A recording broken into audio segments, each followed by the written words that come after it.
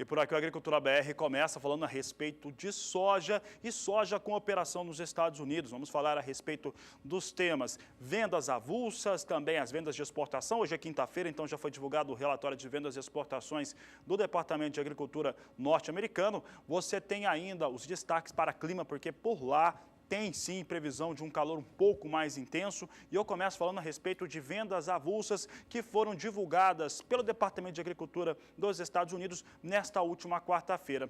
De acordo com o relatório que tem obrigação, todos os vendedores, quem trabalha com a comercialização de soja nos Estados Unidos, tem obrigatoriedade de informar sempre que há uma venda acima de 100 mil toneladas, divulgou ontem 131 mil toneladas comercializadas para a China, venda avulsa, que não vai aparecer no relatório semanal. Observe que aqui 131 mil toneladas foram vendidas nessa quarta-feira, por isso não vai aparecer no relatório que nós vamos trazer daqui a pouco. Temporada 15-16, ainda para entrega nessa temporada, 65 mil toneladas, para 16-17, 66 mil toneladas, um total de 131 mil toneladas confirmadas nesta última quarta-feira pelo Departamento de Agricultura dos Estados Unidos. Dando sequência, eu falo agora sobre o relatório de vendas e exportações. Esse relatório de vendas e exportações, que tradicionalmente é apresentado nas quintas-feiras, traz toda a movimentação entre os dias 14 e 21 de julho em relação à comercialização norte-americana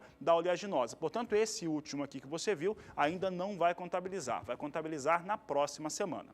Então, aqui eu mostro o que acontece com esse relatório. Nós temos aqui vendas e exportações de soja nos Estados Unidos com um total de 678.222 toneladas. Houve um cancelamento, e aí esse cancelamento aconteceu da seguinte maneira: era a temporada 15-16, vendas da temporada 15-16, que aí elas foram passadas para entrega na temporada 16-17, 1.365 toneladas, então aqui na soma total das 676.857 toneladas, que foram as vendas durante a semana de 14 a 21 de julho, todas elas concentradas para a temporada 16-17. Hoje nós tínhamos a abertura do mercado em Chicago para a soja, abrindo em campo negativo, meio que devolvendo um pouco do ganho dos últimos 2 dias, mas há pouco reagia e já operava em campo positivo. Vamos saber como é que vem a soja em Chicago agora. O destaque vem totalmente na estabilidade. Soja, posição de agosto, opera na estabilidade 0,09% a $10,11 por bushel. Olha como já subiu hoje, já chegou a 10,22, mas por outro lado, o valor mínimo de negociação hoje já ficou em 10,04. Posição de setembro, $9,99 por bushel, totalmente na estabilidade. Novembro, com ligeira queda de 0,10% a $9,85 o bushel. E janeiro do próximo ano, com estabilidade também de 0,02% a $9,86 mais 50 por bushel. Portanto, situação de estabilidade para a soja neste momento negociada na Bolsa de Chicago. E falando ainda no cenário internacional, uma forte onda de calor atinge os Estados Unidos e a situação começa a preocupar mais uma vez os agricultores por lá. Vamos acompanhar agora com a Nadiara Pereira da Somar Meteorologia como fica o tempo nos Estados Unidos nos próximos dias. Oi, Nadiara, boa tarde para você. Olá, boa tarde a todos que nos assistem. Agora, para os próximos dias, as lavouras norte-americanas ainda seguem sob influência de uma forte onda de calor. E essas altas temperaturas acabam trazendo estresse térmicos para as plantas, principalmente para aquelas lavouras de soja que estão na fase de floração. Neste próximo período, até há previsão para aumento da chuva sobre o cinturão produtor de grãos. Nesta área do mapa, pode chover de 15 a 30 milímetros nesses próximos 5 dias. Então, é uma chuva que ajuda a recuperar um pouco a umidade do solo em alguns estados produtores, mas não deve aliviar tanto assim o calorão. A temperatura não sobe tanto como nos últimos dias, mas ainda assim, boa parte das áreas produtoras terá temperaturas aí acima dos 30 graus. Boa parte aqui do meio norte é que a temperatura não subirá tanto. Mas já no próximo período a temperatura volta a subir porque a chuva diminui. Entre os dias 2 e 6 de agosto, a chuva ocorre de forma bem mais isolada e com baixo volume acumulado. Aqui sobre as áreas produtoras, o volume deve ficar em torno de 5 milímetros. Isso faz com que a temperatura volte a subir. A máxima deve chegar a em torno de 39 graus em algumas áreas produtoras. Já já, Nadiara volta trazendo a previsão do tempo aqui para o Brasil. Bom, como o assunto é o país, vamos falar agora a respeito do dólar no Brasil. Dólar frente ao real parece ter encontrado uma nova estabilidade, vem operando próximo aos R$ 3,27 já há alguns dias. Hoje, mais cedo, vinha também neste valor. Vamos acompanhar os negócios de agora, então. Veja que o dólar opera estável hoje também, com leve alta de 0,18%, sendo negociado no Brasil a R$ 3,27 mais 9. Acompanhe agora as cotações da soja hoje por todo o Brasil.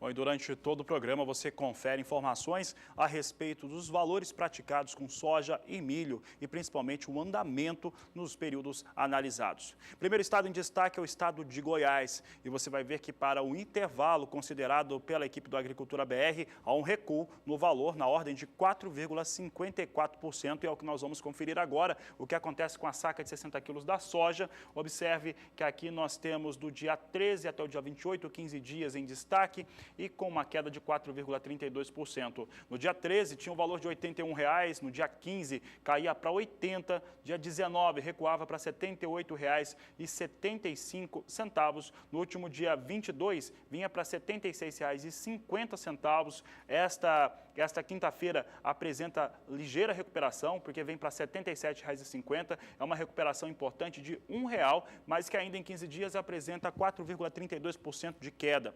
Essa elevação no valor de R$ 1,00 e até R$ 2,00 em algumas praças brasileiras, é o que informa alguns produtores rurais que entram em contato com a Agricultura BR para explicar o que acontece exatamente por conta de Chicago, que nos últimos 2 dias, principalmente nesta última terça e quarta-feira, apresentou situações melhores de negociação e isso foi o suficiente para puxar os valores da soja nos portos brasileiros e também no mercado interno, nos estados que ainda possuem alguma soja para comercialização.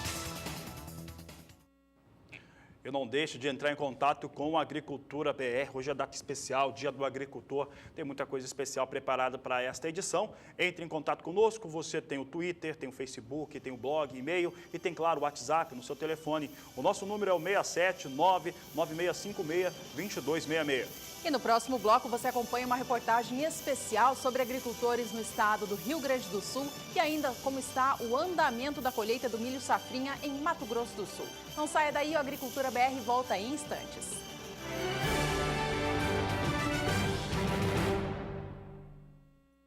A Agricultura BR está de volta ao vivo nesta quinta-feira, dia 28 de julho, Dia do Agricultor. Essa data foi criada aqui no Brasil em 1960 pelo Ministério da Agricultura durante o mandato do então presidente Juscelino Kubitschek.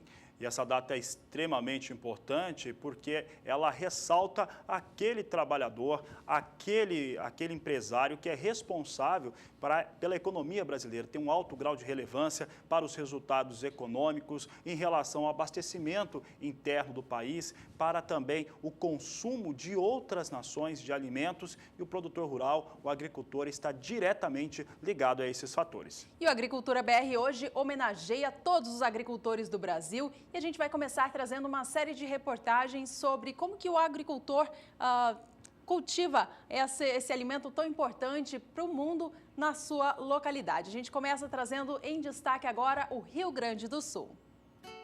O verde das culturas de inverno que cobrem as coxilhas nesta época do ano é responsável por uma importante engrenagem da economia. Só no Rio Grande do Sul são cerca de 440 mil propriedades rurais envolvidas na produção de alimentos, segundo o IBGE.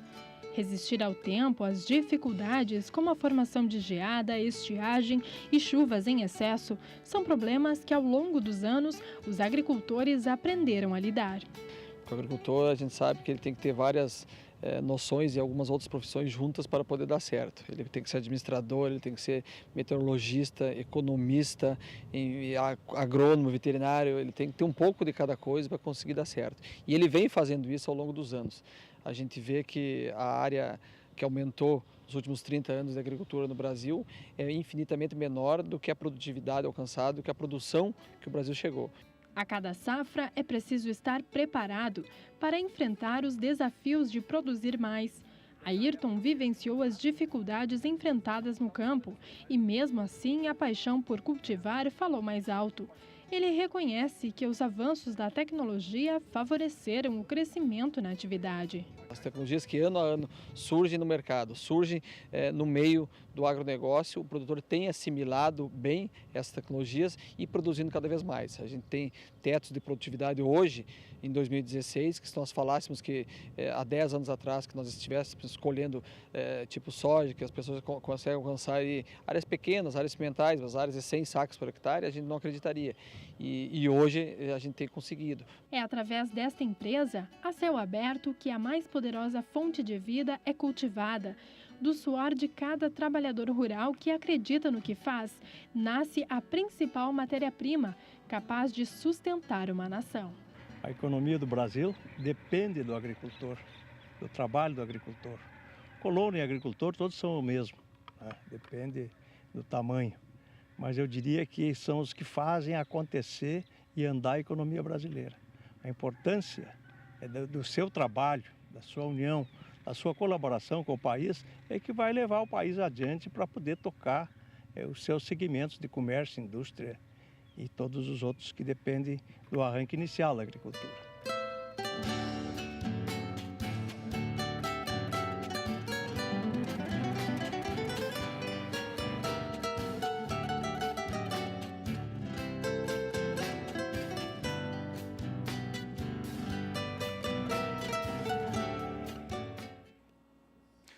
Dia do Agricultor, daqui a pouco você tem outras reportagens especiais feitas para esta data. Eu agradeço principalmente a participação de público hoje nas mídias sociais, no Twitter e no Facebook do programa. Pessoal do Sul também participando. Obrigado pela sua participação e parabéns a todos os produtores rurais. Por aqui a gente continua falando a respeito daquilo que é importante para o agricultor, mas agora o destaque fica por conta dos números de mercado. E agora eu falo a respeito do milho e em relação à colheita do milho em segunda safra no estado de Mato Grosso do Sul. De acordo com a AproSoja, a Associação dos Produtores de Soja e Milho do Mato Grosso do Sul, atingiu 26,4% nesta última semana. E é o que nós vamos comparar agora, porque são 26,4% de 1.740.000 hectares cultivados com milho em segunda safra, uma segunda safra extremamente prejudicada por conta da seca e questões climáticas que fizeram com que a expectativa de produção caísse pelo menos em 3 milhões de toneladas de milho. Vamos ao primeiro cenário gráfico, é o que nós trazemos aqui. Nós temos aqui o total de área, como eu havia dito, nós temos 1.740.000 hectares de área de produção total no Mato Grosso do Sul. Já passou pelo processo de colheita 416.000 hectares. Portanto, Mato Grosso do Sul aí vai chegando a pouco mais de 26%, são 26,4% que já se atingiu em relação à colheita no estado do Mato Grosso do Sul dessa área total de 1.740.000 hectares. E com isso, nós temos uma situação bem distinta no Mato Grosso do Sul, porque se tinha a percepção, desde o princípio, que o estado teria uma produção um pouco maior. Isso quando teve o planejamento, uma área até com 2 até 5% maior dentro daquilo que foi estimado pela Conab e também pela AproSoja, coisa que foi confirmada, mas foi confirmada com a lavoura de milho sendo semeada com muito atraso. O atraso já vinha desde a soja. A soja teve problema para ser semeada lá no ano passado, em outubro do ano passado, por conta da seca. Esse atraso foi empurrado para frente e aí se teve atraso com o milho. Milho sofreu as consequências em relação à seca, que atingiu não só o Mato Grosso do Sul, mas todo o Centro-Oeste, em especial durante o mês de abril. Isso trouxe as maiores perdas. Essas perdas, se considerado a primeira percepção, a primeira iniciativa de levantamento de safra da AproSoja, ela trazia mais de 9 milhões de toneladas em expectativa de produção. E agora, pouco mais de 6 milhões. O estado do Mato Grosso do Sul, então, perde 3 milhões de toneladas entre a primeira estimativa e a estimativa atual. Olha como que deve ficar a produção do estado. Aqui a AproSoja mostra que a temporada 14-15 tinha essa percepção aqui, 9 milhões e 100 mil toneladas produzidas no ano passado, 15-16, 6 milhões e 200 mil toneladas. E a percepção em relação ao que se tinha no começo da safra eram de 9 milhões e 200 mil toneladas, caiu demais por conta da seca que atingiu o estado de Mato Grosso do Sul. Dando sequência, nós mostramos agora um outro cenário, porque se nós temos uma área que não mudou, a área continua a mesma, uma produção que cai 3 milhões de toneladas por conta dos efeitos de calor, de seca e baixa umidade de solo, é porque a produtividade por hectare caiu demais. Vamos trazer mais um cenário gráfico, você acompanha comigo aqui produtividade de milho, aqui a comparação é em sacas por hectare. E aqui mostramos a temporada 14-15, que não era um primor de produção, mas estava lá em 88,30 sacas por hectare. Olha como o Mato Grosso do Sul perdeu neste ano. Caiu para 59,90 sacas por hectare. É uma forte perda no estado do Mato Grosso do Sul. Perdeu-se, cada hectare do Mato Grosso do Sul, em média, perdeu quase 30 sacas de milho. É uma situação na qual você tem um alto prejuízo para o produtor rural e esse prejuízo acaba indo para outras cadeias produtivas. O sistema agroindustrial, ela tem integração e, com isso, as cadeias produtivas ligadas à carne, complexo carnes, sofre bastante. Nós temos pouquíssimos animais confinados, não só no Mato Grosso do Sul, mas em todo o país. Tem as dificuldades de aquisição de milho por parte das cadeias produtivas do frango e do suíno, preços mais elevados e pouca gente conseguindo aproveitar os valores maiores, porque, como você pode observar, tem menos milho para vender.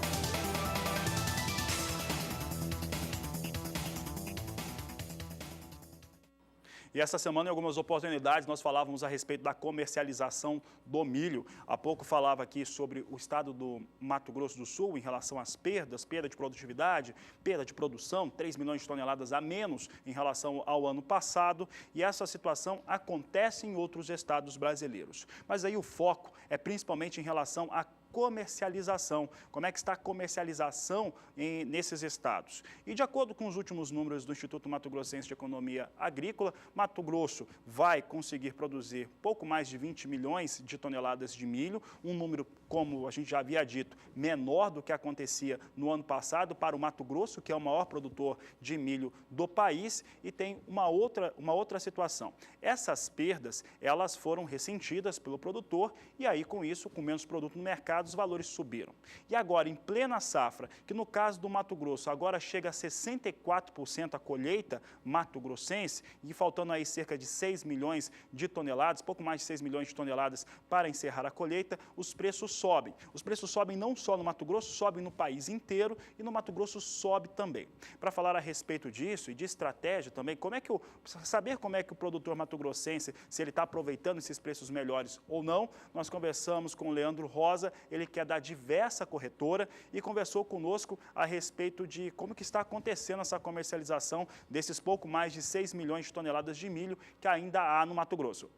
Olha, o milho está lento a comercialização, que o motivo é o produtor está colhendo e entregando os contratos. E muitos não estão conseguindo cumprir com os negócios já negociados com as empresas, por motivo da quebra. Então, ele está se posicionando para daqui uns 30 dias, 40, começar a vender o que sobrou para eles. É muito pouco, alguns. Ele ainda acredita que isso possa subir mais. Até eu, com meus clientes, tenho aconselhado para eles comercializar esse produto nesse momento, pelo menos alguma parte aí, que eles tenham 30%, 20%, 40%, e aguardar um pouco o restante para setembro, outubro. Mas eles estão... É muito pouco, a comercialização muito pouco. Ocorreu alguns negócios essa semana, acelerou um pouco mais, mas em números gerais é pouco.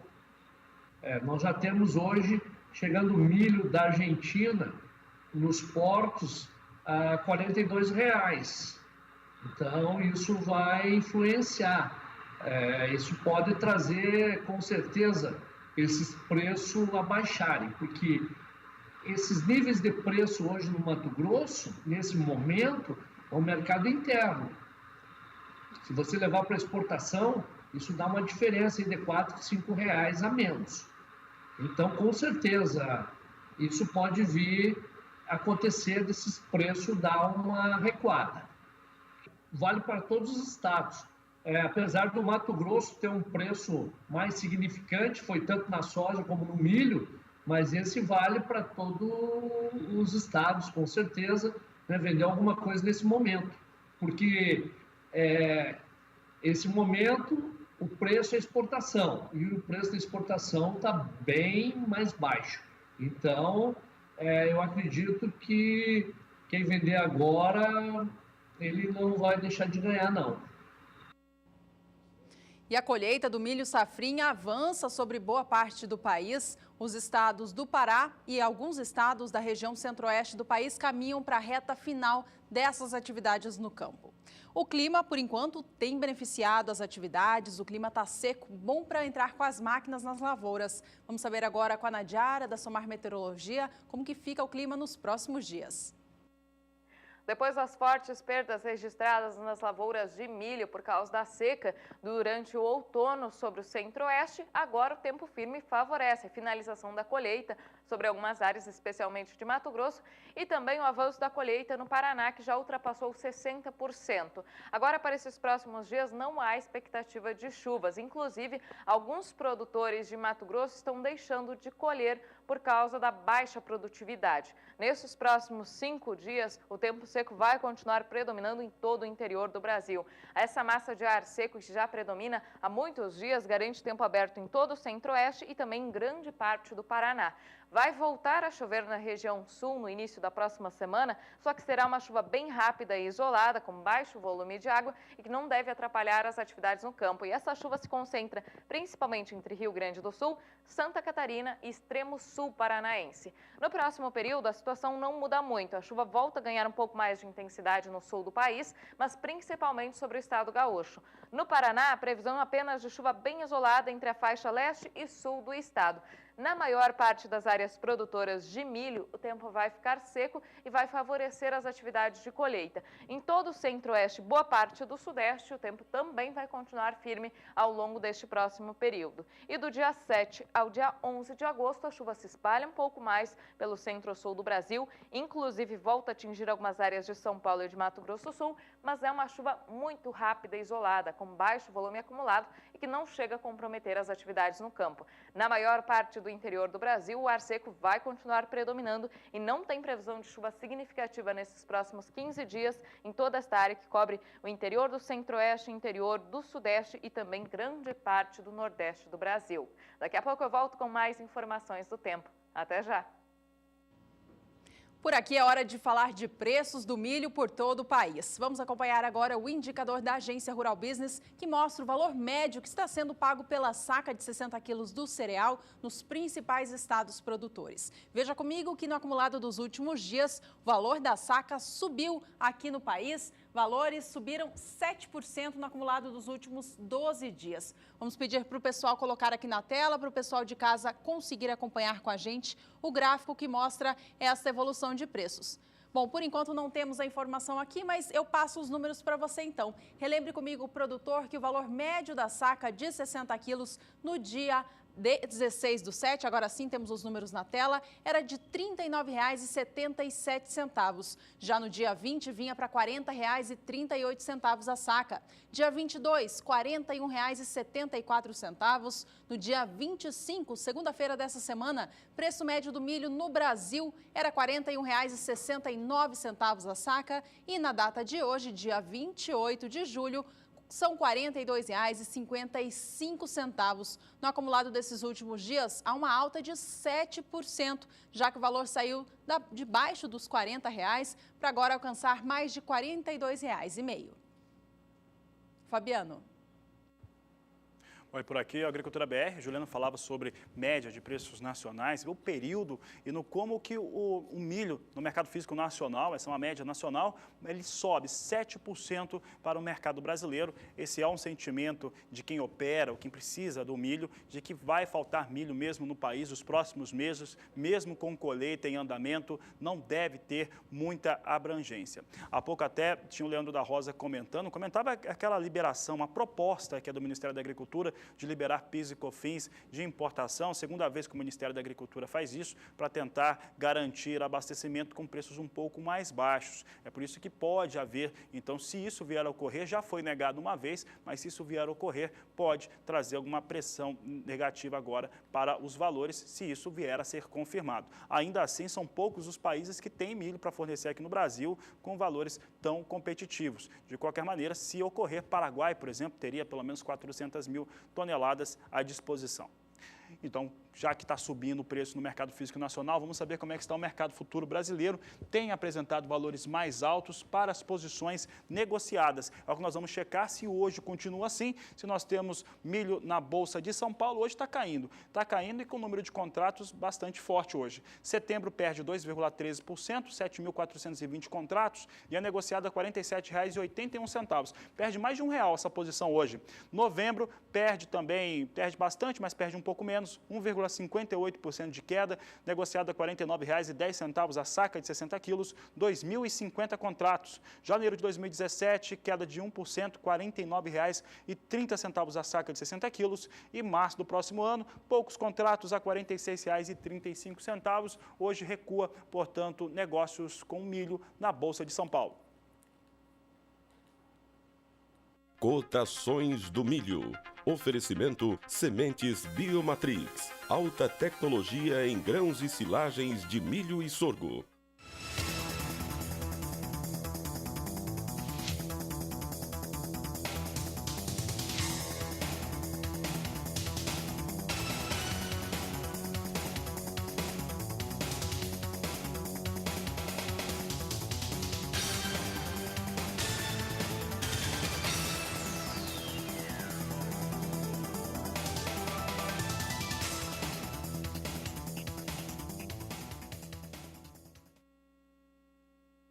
A Agricultura BR volta a destacar Estados Unidos e volta a falar de milho. Então, vamos falar do relatório do Departamento de Agricultura dos Estados Unidos de vendas e exportação, tradicionalmente apresentado nas quintas-feiras e que nesta quinta-feira, do dia 28 de julho, não trouxe bons números de vendas para os Estados Unidos em relação ao cereal. Teve o Japão como grande destaque, o Japão comprou bastante milho, o Peru também comprou. Vamos saber agora como é que ficaram as vendas, tanto para ainda negócios da temporada 15-16, quanto também da temporada 2016-2017. Você acompanha comigo aqui os dados na tela para saber como é que ficaram essas vendas. Temporada 15-16, vendas totais de 438.774 toneladas, e aqui já se considera cancelamento de 210.490 toneladas. Japão foi o maior comprador aí na temporada 15-16, adquiriu 96 mil toneladas nesta semana entre os dias 14 e 21 de julho.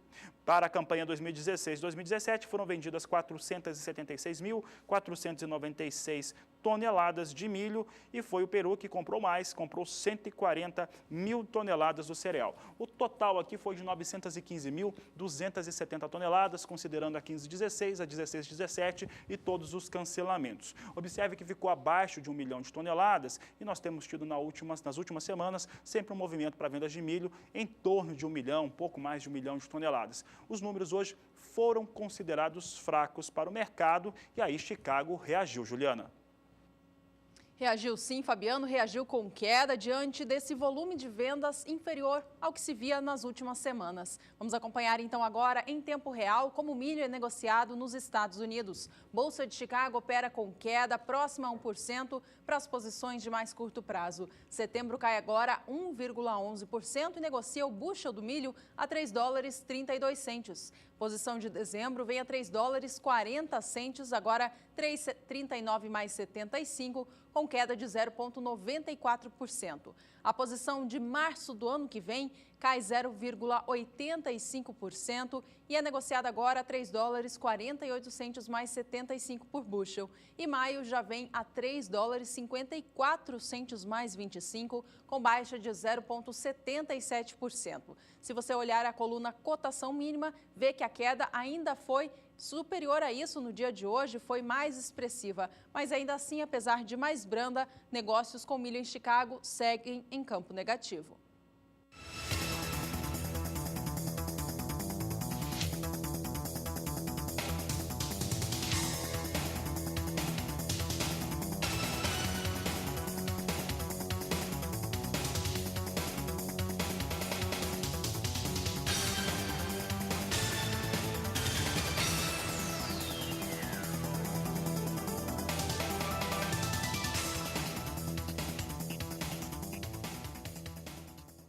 Veja a seguir na série de reportagens especiais para comemorar hoje, Dia do Agricultor, uma informação a respeito de um produtor de bananas no estado do Mato Grosso que virou empresário.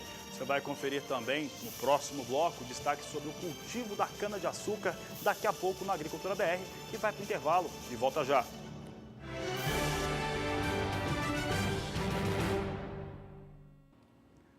Agricultura BR de volta e hoje é Dia do Agricultor, 28 de julho, data criada em 1960 pelo então presidente Juscelino Kubitschek, na oportunidade da criação do Ministério da Agricultura. E hoje, a Agricultura BR está trazendo para você, claro, uma homenagem através de reportagens durante toda a edição. E quem foi que disse, Juliana, que aqui na Agricultura BR não tem fruticultura? Tem sim, tem muito espaço para fruticultura, tanto é que a gente vai mostrar agora o maior produtor de bananas do estado do Mato Grosso, como que ele atua por lá. Ele levou a sua atividade a um patamar ainda mais elevado, virou empresários de produção de balas de banana. É o que a gente vai acompanhar agora na reportagem de Valdir Pacheco. 30%. O nosso homenageado no Dia do Agricultor é o senhor Getúlio Bianchi, um dos pioneiros em Sinop. Chegou com a família de Santa Catarina há quase 3 décadas em Mato Grosso. No início, seu Getúlio tentou com lavoura de soja, granja de suínos, mas acertou mesmo foi com a plantação de banana. E nós estamos aí, daí não tinha outra coisa que fazer, soja não dava, milho não dava, porco não tinha condição. Digo, vamos plantar o quê nesse mundo velho, meu Deus, aí, que tem que viver. Perguntei para um Catarina, digo, e fosse plantar banana nessa terra que tem aqui? Diz, aqui deve dar uma banana muito especial. Diz, aqui o clima é muito favorável. Aí eu comecei com 2.000 pés de banana. Ali comecei a plantar mais, né? Plantemos 2.000 pés, 4.000 pés. Hoje nós temos 470.000 covas de banana plantadas, né? Nós colhemos quase 1.000 caixas dia de banana pronta para o mercado. Preocupado com a cigatoca negra, uma doença que ataca o bananal, seu filho Ismael faz a produção de mudas clonadas em um laboratório instalado no sítio. A doença existe, sempre existiu, cada ano mais. E nós se preocupamos, nós já tínhamos o bananal instalado. Alguém falou, disse, vocês têm que fazer as mudas vocês mesmos, que vocês fazem as mudas sadia, sem doença nenhuma. Vocês compram muda de fora, ou tiram do próprio bananal, vocês plantam a doença junto.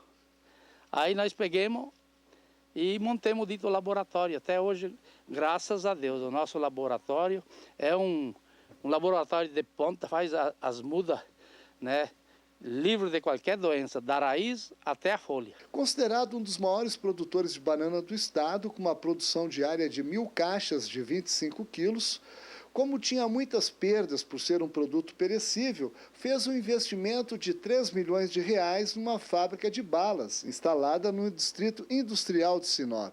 A produção diária está em 1 tonelada, ao custo de 7 centavos cada unidade. Hoje, os negócios são gerenciados pelos seus filhos. Meus filhos já estavam moços, né? Daí tinha que fazer alguma coisa. Uns fizeram o técnico agrícola, e eles não tinham formação nenhuma assim da universidade. Agora um filho meu está terminando a faculdade de agronomia. Tem um outro, Rafael, que ele é formado em administração rural, sabe? Eu tenho o Ismael, que é formado em matemática, mas ele, dentro do laboratório, que a área do laboratório é outro setor, né? Ele lá, ele dá show em qualquer um que trabalha nesse ramo de produção de mudas de banana. Tem um grande conhecimento. Valdir Pacheco para o SBA. Tá aí a família toda trabalhando no campo.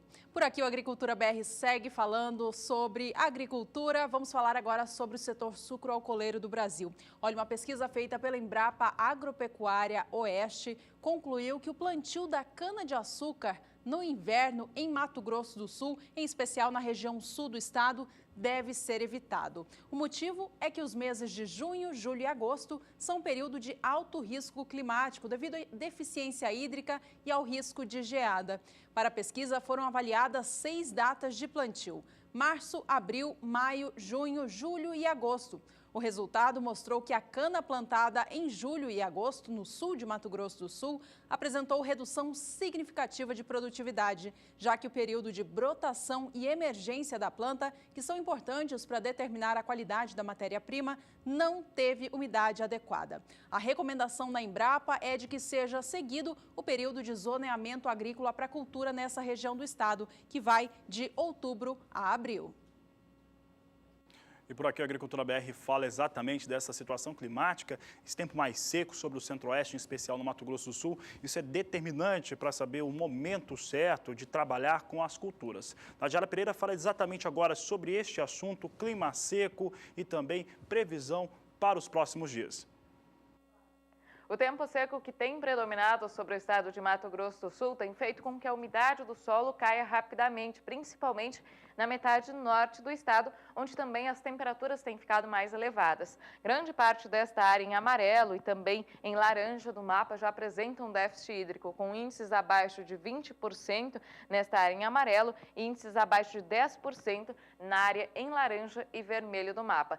Já sobre o sul do estado, o índice de umidade do solo ainda encontra-se mais elevado, porque choveu de forma mais frequente nos últimos meses e também nestas áreas a temperatura ficou um pouco mais amena, o que dificulta o declínio da umidade no solo. Agora, para os próximos dias, a expectativa ainda é de tempo bastante firme em Mato Grosso do Sul. O ar seco, que cobre boa parte do interior do Brasil, ele inibe a formação de nuvens de chuva e também a temperatura vai voltar a subir. Durante as madrugadas ainda faz um pouco de frio, com mínimas em torno de 13 graus aqui na metade sul do estado, mas à tarde vai esquentar bastante. As máximas devem ultrapassar 30 graus em quase todas as localidades. O calor será mais intenso, principalmente entre o oeste e norte, onde a máxima pode chegar a em torno de 36 graus em algumas localidades. Isso favorece o declínio acentuado da umidade no solo. E durante o próximo período, por enquanto, expectativa ainda de tempo bastante firme, não deve voltar a chover pelo menos até o dia 6 de agosto e só no outro período, que vai do dia 7 ao dia 11 de agosto, é que tem previsão para o retorno das pancadas de chuva. Mas ainda assim, as instabilidades devem vir bem enfraquecidas e devem trazer chuvas de baixos volumes acumulados, variando em torno de 5 milímetros, o que significa que é uma chuva que não deve recuperar a umidade no solo nas áreas mais secas. E por enquanto, a situação é mais crítica aqui sobre o norte do estado, onde o solo já encontra-se com déficit hídrico e não deve voltar a chover nesses próximos 15 dias. Daqui a pouco eu volto com mais informações do tempo. Até já! Por aqui a gente volta a falar sobre o setor sucroalcooleiro do Brasil e os preços praticados aqui no país. A gente começa trazendo em destaque o açúcar. A produção de açúcar no Brasil tem sido mais favorecida em relação à do etanol, já que os valores estão em patamares bastante elevados. As usinas priorizam a produção do açúcar através da cana que é colhida nos campos. E com isso, portanto, o mercado de açúcar tem sido bastante movimentado aqui no país. Vamos acompanhar como estão os negócios, então, de acordo com o indicador do CPEA. Apesar dessa fraca evolução para baixo que a gente vê nos últimos dias acontecendo, o patamar do açúcar cristal negociado em Santos, São Paulo, segue muito elevado. Os valores estão quase o dobro em relação ao visto nessa mesma época do ano passado. Na data de ontem, 27 de julho, a saca de 50 quilos do açúcar cristal ficou negociada em São Paulo por R$ 85,31, portanto, patamares bem elevados para o açúcar aqui no Brasil. E o que determina também essa alta no Brasil é um fator externo, o de que há déficit global do produto no cenário internacional, ou seja, falta açúcar no mundo. A procura pelo produto, a demanda é maior do que a oferta, em milhões de toneladas. Essa questão que influencia nos preços aqui no Brasil é determinante para a alta no açúcar na Bolsa de Nova York. Não é isso, Fabiano? Exatamente, Juliana. E em Nova York vai vivendo outros patamares de valores. Se há um ano se tinha valores de 11 centes de dólar por libra-peso, até abaixo disso, hoje os valores estão entre 18 até 19 centes de dólar. Nesta quinta-feira nós temos uma situação distinta, está reduzindo um pouco, os negócios estão um pouco em queda em Nova York, na plataforma Ice Filters. Ainda assim você vai enxergar agora patamares superiores para os negócios com açúcar. Você vê que perde um pouco mesmo. Aqui nós temos a posição de outubro caindo 1,36%, negociada a 18 centes mais 84 de dólar por libra-peso. Março de 2017 perde 0,87% a 19 centes mais 22 por libra-peso. Maio do próximo ano, posição negociada com queda de 0,74% a 18 centes mais 62 centes de dólar por libra-peso, e julho de 2017, 18 centes de dólar por libra-peso, queda de 0,71%. Apesar do recuo pontual nesta quinta-feira, os patamares, os valores negociados com açúcar seguem historicamente bastante elevados.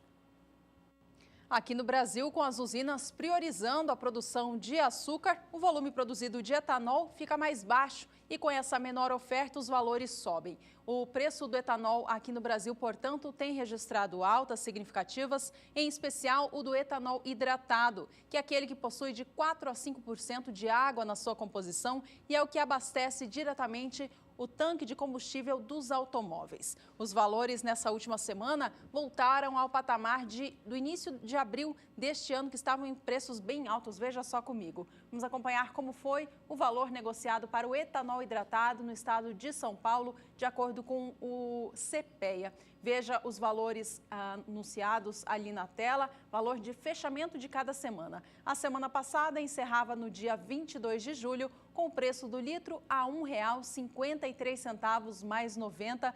Portanto, eu repito mais uma vez, o valor mais alto desde o início de abril. No início de abril, os valores estavam a este patamar, mas com a colheita da cana-de-açúcar avançando, aumentando a oferta da matéria-prima no mercado, os valores vieram abaixo. O que a gente percebe nos últimos dias é uma preferência das usinas para a produção de açúcar e, com isso, a produção de etanol fica mais limitada. Menos produto no mercado, os valores sobem. Foi isso que aconteceu, então. Vamos agora para a próxima tela, que traz o preço do etanol anidro, que é aquele misturado à gasolina. Os valores também estão elevados, mas a alta não é tão significativa quanto se vê para o etanol hidratado. Na semana encerrada na última sexta, 22 de julho, o preço do etanol anidro fechou em São Paulo a R$ 1,62 mais 22 por litro. Por aqui vamos a mais cotações de mercado no Brasil. Acompanhe.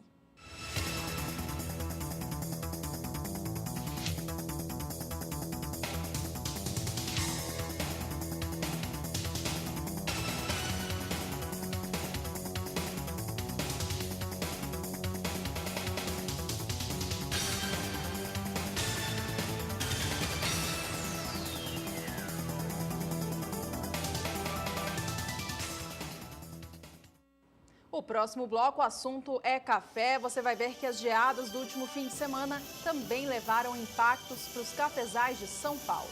E ainda hoje você tem mais informações a respeito do mercado físico brasileiro para a soja, acompanhamento do que acontece nos últimos 15 dias. Nós vamos para o intervalo comercial e voltamos daqui a pouco.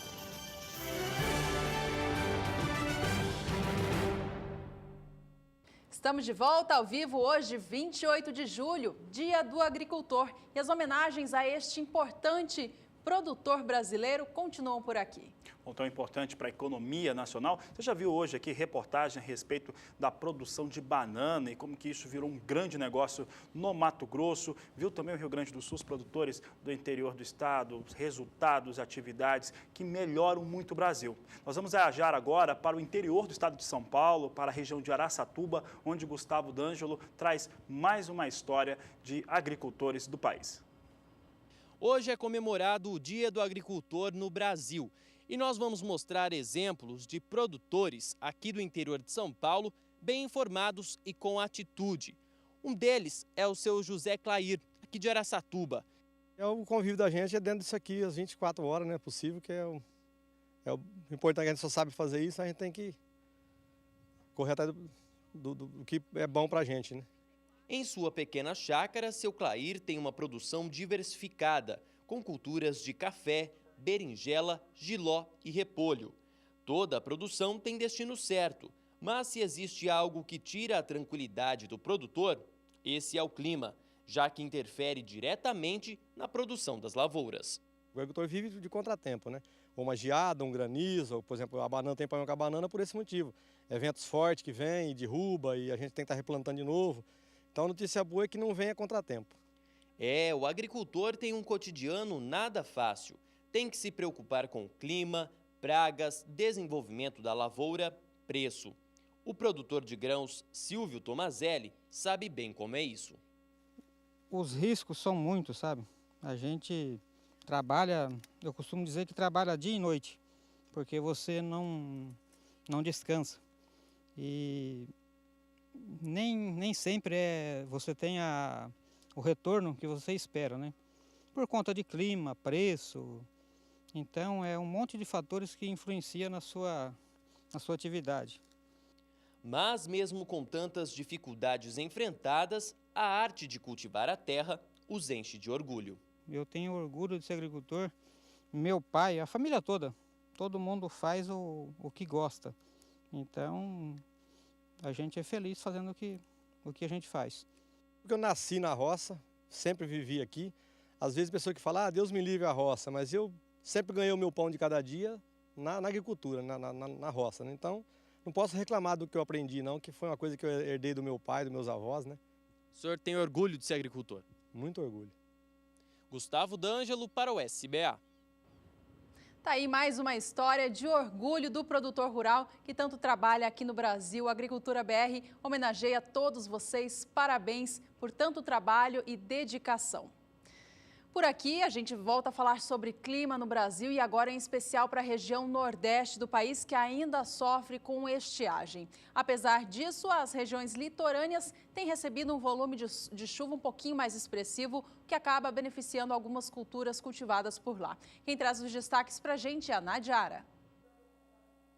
Como é comum desta época do ano, as áreas de instabilidade que atuam sobre o nordeste do país se concentram sobre áreas litorâneas, especialmente da faixa leste da região. Isso tem se refletido na umidade do solo, que tem aumentado gradativamente nesta área, desde o leste da Bahia até o leste do Rio Grande do Norte. E essas chuvas que atingem a faixa leste nordestina favorecem o desenvolvimento principalmente dos canaviais nesta área, também o feijão sobre o recôncavo baiano, e até mesmo essa chuva favorece o aumento da umidade do solo sobre áreas produtoras de cacau aqui do extremo sul da Bahia. Também tem chovido em algumas localidades do norte do Maranhão, mas não é o suficiente para encharcar o solo. E sobre o interior nordestino, essas instabilidades não conseguem se espalhar. E esse período, que é o inverno, a estação mais seca do ano, continua com um tempo bastante firme e também com altas temperaturas no interior nordestino. Por isso que há um grande déficit de umidade e os índices estão abaixo de 10% em toda esta área vermelha do mapa. Agora, para os próximos dias, o padrão de chuvas não deve mudar sobre o Nordeste. Ao longo da sexta-feira, a expectativa é de tempo ensolarado em toda esta área amarela do mapa e pancadas de chuva devem atingir o norte do Maranhão, o norte do Piauí e principalmente a faixa leste nordestina. Inclusive, aqui sobre a Bahia, a chuva deve ocorrer com forte intensidade sobre o litoral e ela se espalha um pouco mais pelo interior, atingindo principalmente a região do recôncavo baiano e favorecendo áreas produtoras de feijão. Já sobre o interior da Bahia, tempo bastante seco, o que favorece a colheita do algodão, especialmente no oeste baiano. As temperaturas vão continuar bastante elevadas, principalmente aqui na faixa norte da região, onde a máxima chega em torno de 35 graus no interior do Maranhão e até 34 graus na região de Teresina, no Piauí. Temperaturas um pouco mais amenas aqui no sul da Bahia, onde as máximas variam de 23 até 26 graus. No decorrer dos próximos 5 dias, a previsão para volumes significativos de água na faixa leste da Bahia deve chover até mesmo 30 milímetros em algumas áreas, o que significa que essa chuva recupera bem a umidade do solo e vai continuar chovendo também em toda esta área que vai até o leste do Rio Grande do Norte e no norte do Maranhão. No interior nordestino, nada muda, o tempo vai permanecer mais seco e também com temperaturas mais elevadas. E essa situação se repete também entre os dias 2 e 6 de agosto. A chuva vai continuar mais frequente e volumosa aqui na faixa leste nordestina, no norte do Maranhão, e o tempo seco predomina em quase todo o interior da região. Daqui a pouco eu volto com mais informações do tempo. Até já! Você viu aí com a Nadiara que a Bahia segue fazendo a colheita do algodão, né? O estado do Mato Grosso, que é o principal produtor da fibra, também avança com as máquinas no campo para tirar esse algodão das lavouras. De acordo com o indicador do CPE, o que tem se observado, porém, é uma má qualidade desse algodão que está sendo colhido. Ambos os estados, que são os principais produtores de algodão aqui no Brasil, sofreram com muita seca e a falta de umidade nas lavouras acabou prejudicando a qualidade do produto final. Vamos acompanhar agora na tela como que estão os preços pagos pelo algodão aqui no país. O que a gente verifica nos últimos dias é uma recuperação nos valores, já que o preço caiu bastante neste mês de julho. Apesar da pouca oferta do produto no mercado, os valores vinham abaixo em meados do mês, alcançando R$ 2,54. Nos últimos dias, os preços vêm recuperando força, ainda assim não recuperaram toda a perda acumulada do mês, mas já diminuíram bastante a queda em relação ao fechamento do mês anterior. No dia de ontem, 27 de julho, o preço da libra-peso fechou a R$ 2,63 mais 27, mais um dia de recuperação, ajudando a tirar aquela perda acumulada no mês que passava dos 3%. A queda agora, em relação ao mês passado, é de apenas 1%. Vamos acompanhar agora mais cotações, em especial agora para o Mato Grosso.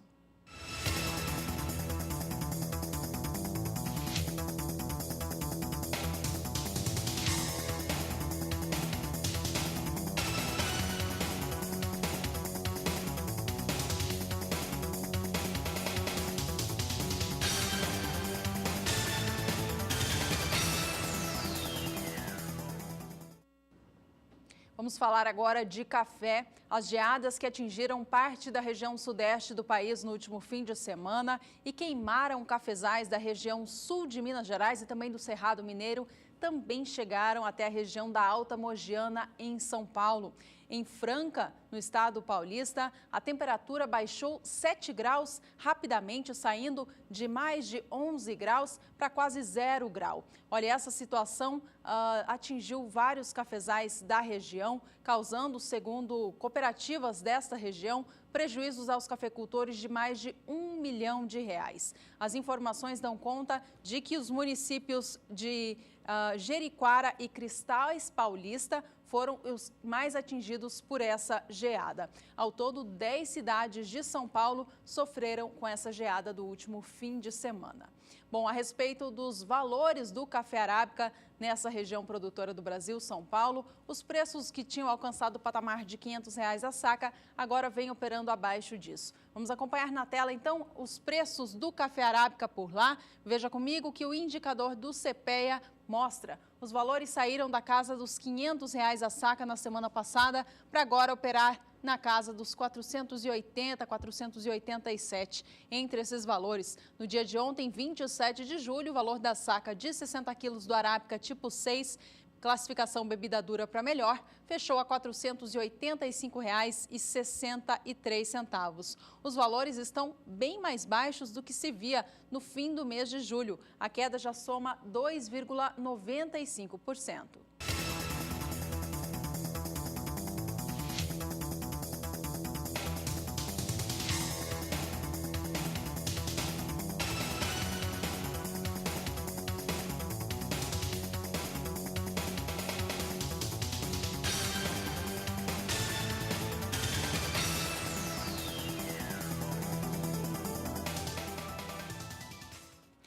Agora sim, vamos falar sobre café arábica negociado no mercado futuro na Bolsa de Nova York, cenário internacional que vem sofrendo algumas pressões nos últimos dias lá no mercado futuro, principalmente por conta de algumas melhoras, algumas altas em relação ao dólar aqui no Brasil. Aí o investidor lá que opera nos Estados Unidos acaba compensando e tirando um pouco dos valores negociados pela libra-peso. Vamos saber como é que vem os negócios agora. Nós temos café arábica em Nova York sendo negociado mais uma vez em queda.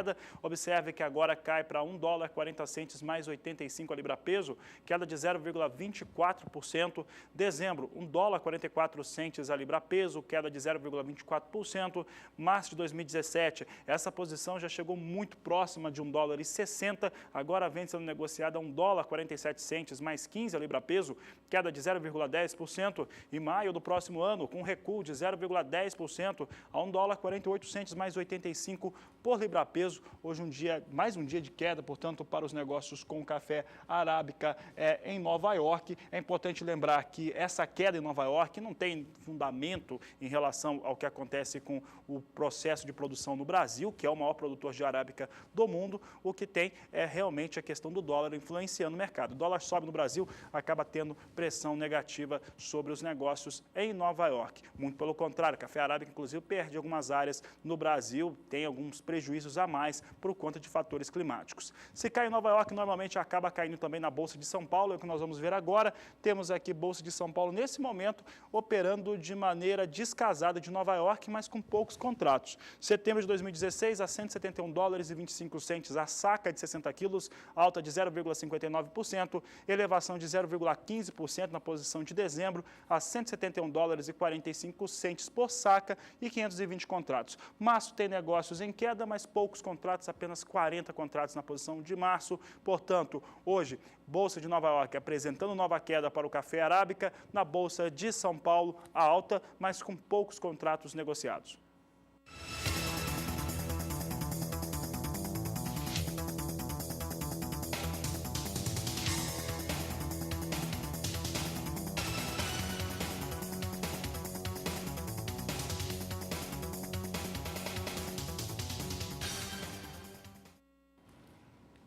No próximo bloco tem mais previsão do tempo para todo o Brasil. E ainda as últimas informações do mercado da soja daqui a pouco no Agricultura BR.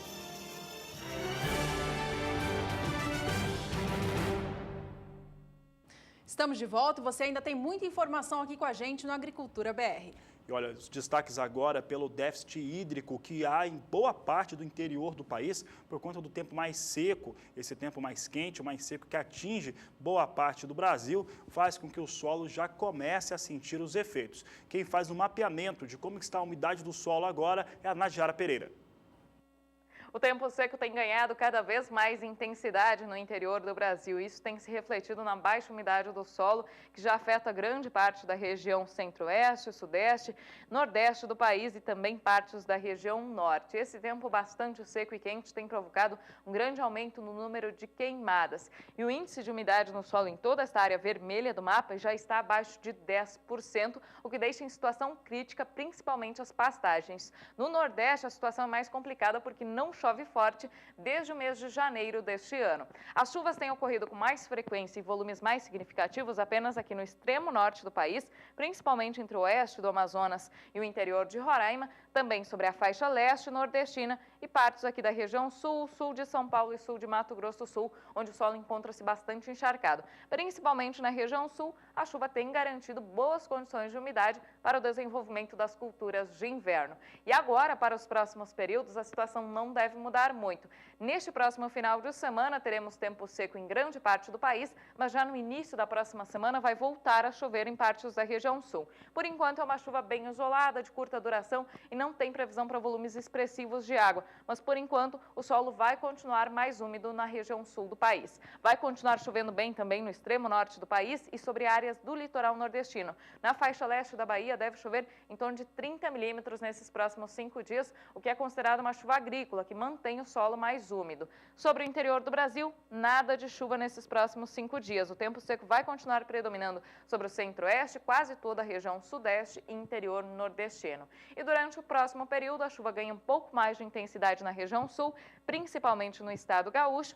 Vai continuar chovendo bem também no extremo norte do Brasil e também sobre o litoral nordestino. No interior do país, a situação não muda muito, o tempo seco continua predominando, deixando a umidade relativa do solo e também do ar baixas e também altas temperaturas no período da tarde. Essa situação deve começar a mudar só no decorrer do mês de setembro, que é marcado pelo retorno das chuvas para algumas áreas do interior do Brasil.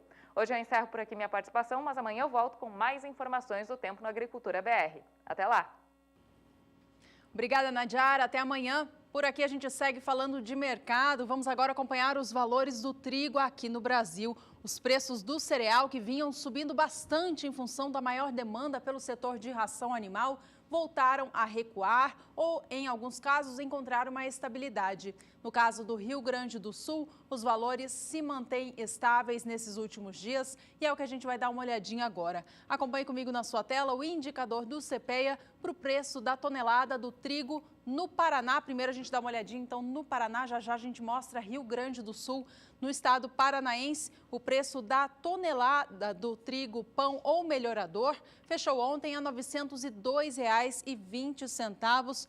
Uma leve oscilação para cima em relação ao fechamento do último dia, a última terça-feira. No acumulado deste mês de julho, o que aconteceu com o trigo lá no Paraná foi uma certa estabilidade, os valores vêm bem próximos ao fechamento do mês anterior.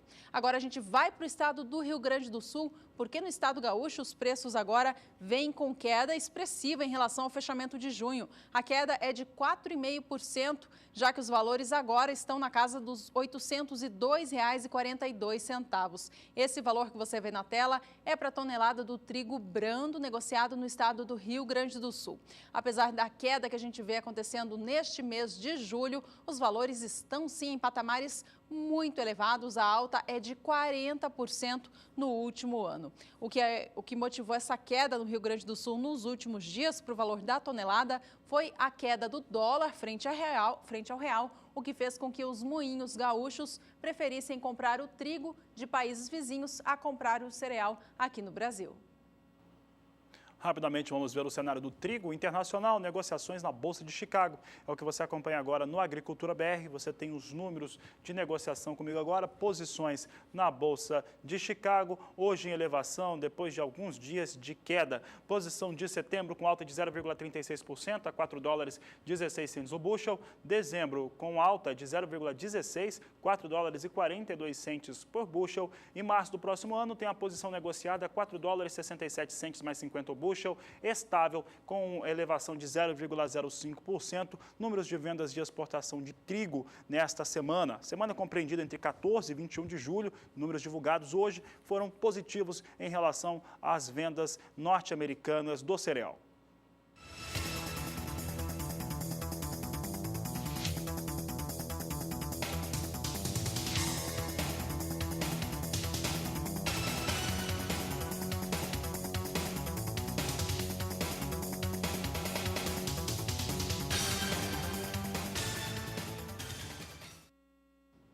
O assunto agora é arroz. As cotações nacionais do arroz encontraram também uma estabilidade próxima aos R$ 50 a saca. Nos últimos dias há um certo declínio em relação aos valores que estavam sendo conquistados, passando dos R$ 52 a saca, mas ainda assim seguem neste suporte. Veja que o preço da saca de 50 quilos do arroz em casca fechou ontem no estado gaúcho a R$ 50,51. No acumulado deste mês de julho, os valores já estão próximos a 1% de alta em relação ao mês anterior.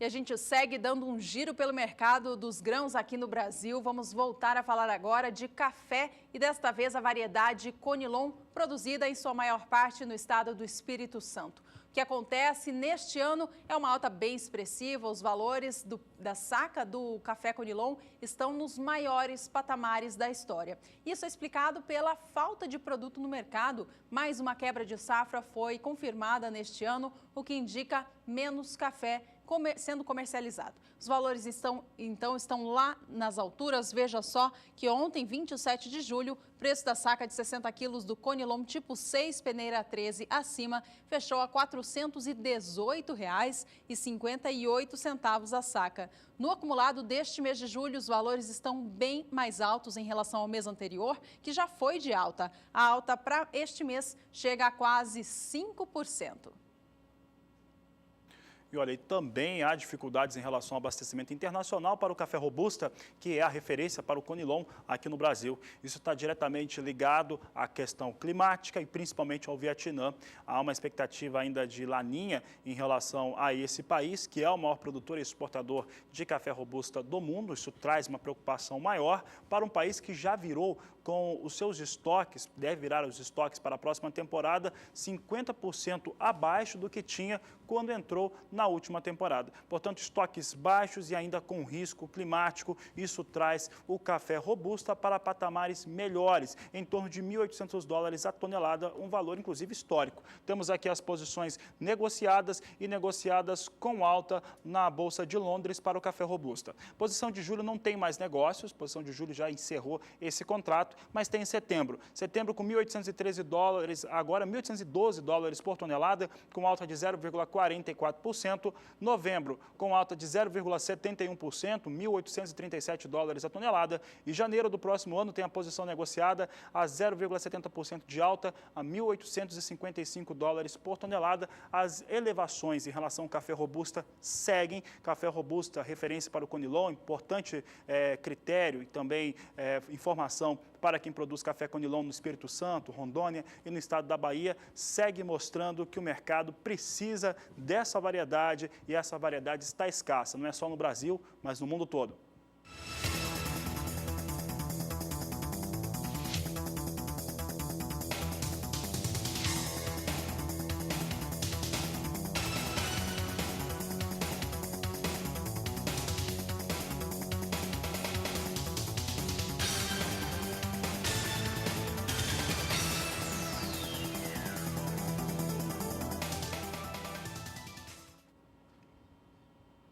Minutos finais do Agricultura BR deste dia 28 de julho, dia do agricultor. A gente dá mais uma olhadinha agora em como opera a soja na Bolsa de Chicago. Vamos aos números de hoje, então, porque a soja que hoje já operou em alta, neste momento vem em campo negativo. Você acompanha com a gente em tempo real o que acontece com os valores da oleaginosa. A posição de agosto é a única que mantém o suporte de 10 dólares por bushel. Negocia agora a soja 10 dólares 700, queda de 0,34%.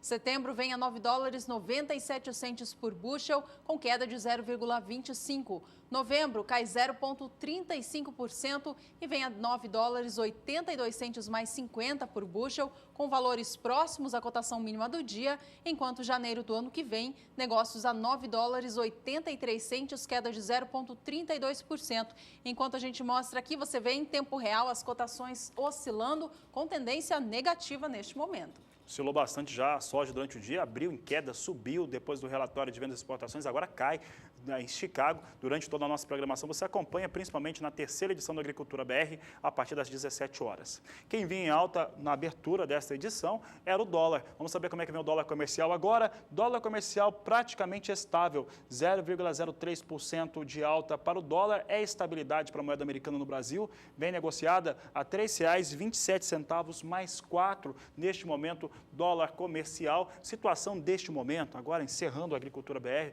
não é bom para os preços da soja aqui no Brasil, pago no porto e também no interior do país, porque cai em Chicago agora e dólar não tem alteração. Então, se o dólar estivesse subindo, pelo menos, poderia compensar um pouco essas quedas que se tem com soja na Bolsa de Chicago.